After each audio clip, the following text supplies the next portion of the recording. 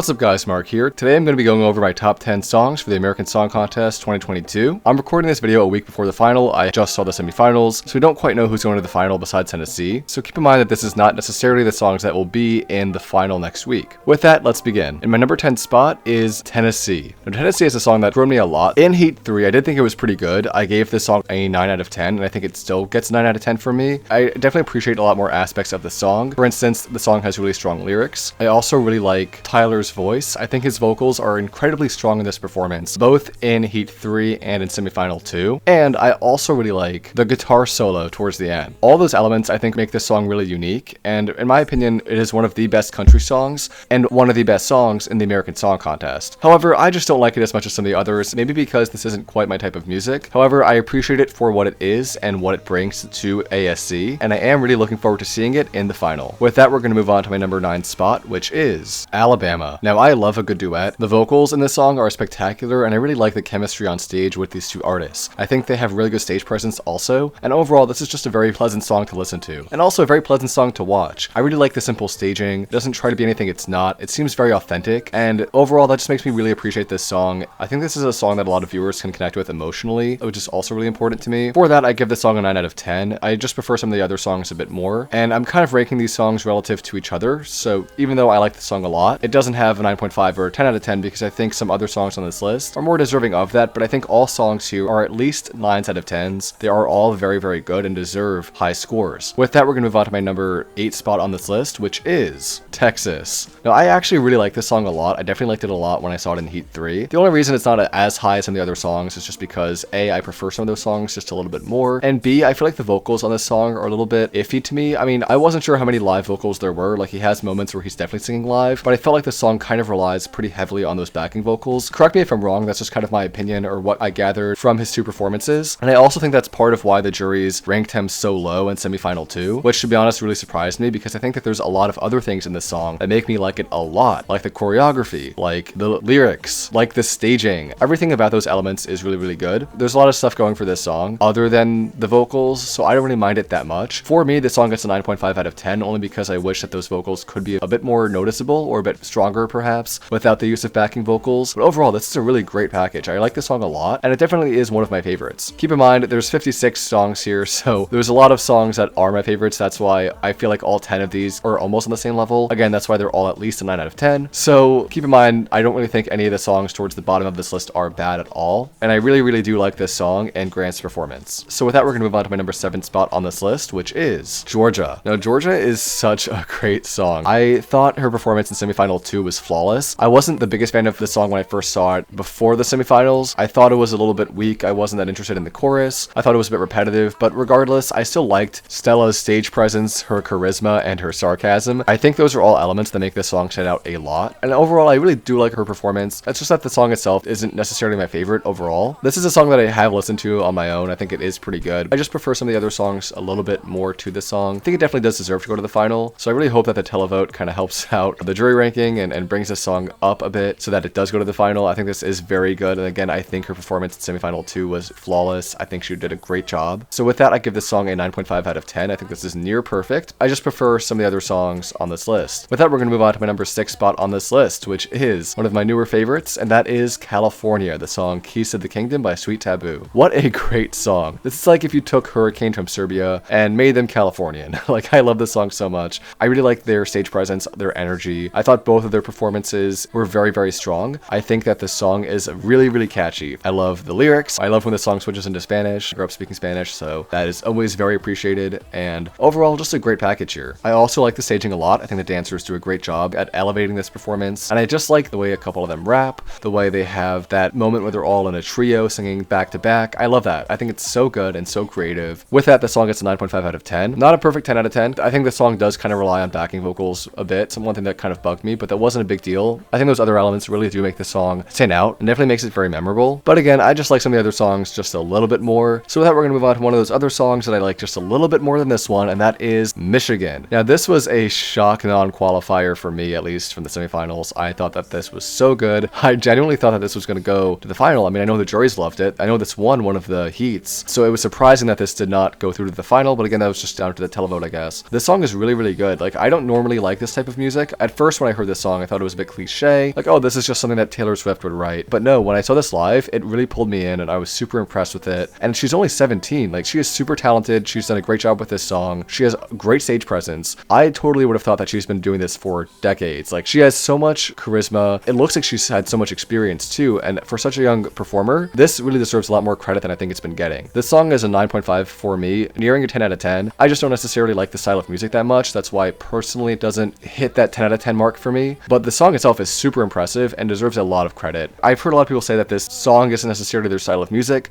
but the song itself is so good that that doesn't matter. And that's kind of how it is for me. Like, I don't think I would really listen to something like this on the regular, but it's fantastic. And I loved watching it live. I thought this was so good. So with that, we are going to move on to my number 4 spot on this list, which is North Dakota. This is one of my favorite songs by far this year. I thought Chloe's performance in her heat was fantastic. I loved the guitar solo. I loved her voice. I thought she sounded just like Adele. I loved those strong vocals coupled with that country aesthetic. It was really good. And I also loved the native representation that we're getting through this performance. That is very meaningful to me, especially. And I really loved how she brings her culture to the stage. I think this is a great song. And I know that Snoop Dogg and Kelly Clarkson loved it too. I think this is a great performance and a great overall package. To be fair, I did like her performance in the heat a bit more than in semifinal 2. I thought it was a bit stronger. I feel like in semifinal 2, her vocals were pretty good, but I felt like she was kind of holding back a bit. I wanted more of those powerful moments. It kind of seemed a bit subdued. That's the only reason why this isn't getting a 10 out of 10 right now. I want to see what she does if she goes to the final, which I think she definitely should. And then we'll see if this becomes a 10 out of 10. For now, it's just a 9.5 out of 10. Again, I do think this is very good. This is one of my favorites by far. Second only to the songs in my top 3.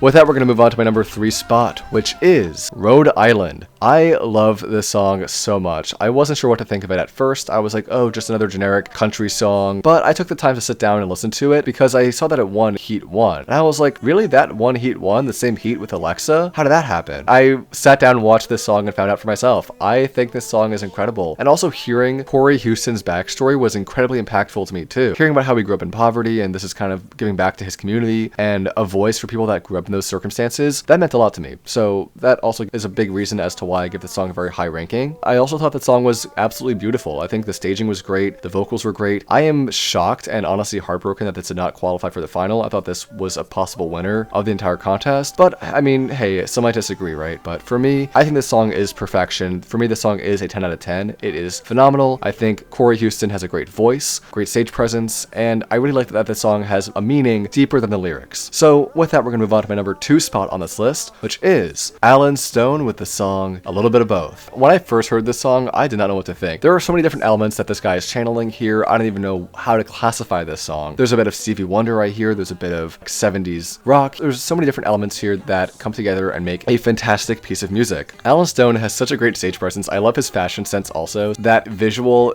goes a long way. I love his vocals. I love the song. The lyrics are really interesting. He's got some really deep lyrics like until you're horizontal, life ain't a straight line, and things like that I really enjoy. I think the lyrics are super creative and very fun. And I like a lot of aspects of the staging also. I love the lighting. I love the backup singers. I love just about everything about this. This song is one of the closest things to perfection we've gotten this year. I think Alan is on a whole other level, and I really think that this is a potential winner of the contest. I think that the juries definitely like this a lot more than the public does. So it remains to be seen how the public will vote on this song, but I think it definitely deserved to go to the final. This is definitely one of my favorites and my second favorite of semifinal 1. For me, this song is a 10 out of 10, so I totally understand why this was chosen. Some of the friends I've shown this to haven't connected with it as much as I have, but to each their own. For me, this song works really, really well. I cannot wait to see this in the final. I think Alan is a fantastic performer, and I think this is one of those artists that I will follow after the American Song Contest is over. Like how in Eurovision I discover some artists that I really enjoy, like Mahmood, Kateri, or Dottie Frere. I think that Alan Stone will definitely be one of those artists. I think he's got a lot of other great work that I've listened to, so looking forward to seeing how his career progresses after this. Even if he doesn't win, I think he's got a great career ahead of him, and I really am looking forward to seeing what he does next. With that, we're going to move on to my number 1 spot on this list, which is Wonderland by Alexa. This is one of the most surprising performances and one of the most surprising songs we've gotten of the American Song Contest. When I heard that Oklahoma was high in the odds, I was like, really? Well, it must be one good country song. Boy, was I surprised. When I turned on this song for the first time, I did not know what to expect. To be honest, I expected a laid-back country song, something sort of stereotypical to Oklahoma, but instead I was met with K-pop, which is one of my favorite genres of music. If you don't know, I am a big fan of K-pop. Not so much as I used to be. I was a big fan when I was a bit younger. K-pop has always been something that holds a special place in my heart. So it was really exciting to see Alexa perform a K-pop song in the American Song Contest, representing Oklahoma of all states. And I think she's done a fantastic job. Her vocals are really good in this song. So I know that there was some criticism for her vocal performance in semifinal 1, and I think this was just because she didn't use as many backing vocals. She also had a much more rigorous performance. I know she added some extra stuff to that performance, especially in the beginning, that definitely could have tired her out over time. But even with that, even if she was tired, she did a great job. Like, I would not be able to sing that well if I was doing that many dance moves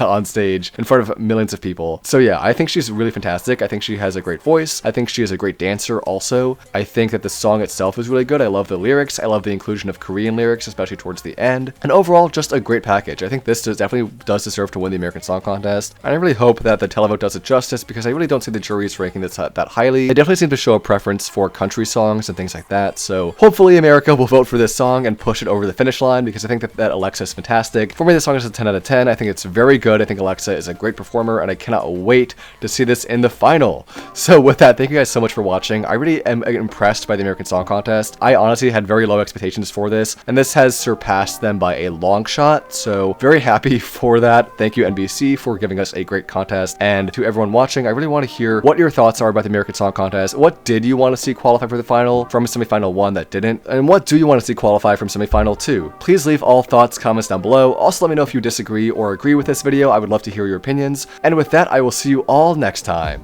Peace.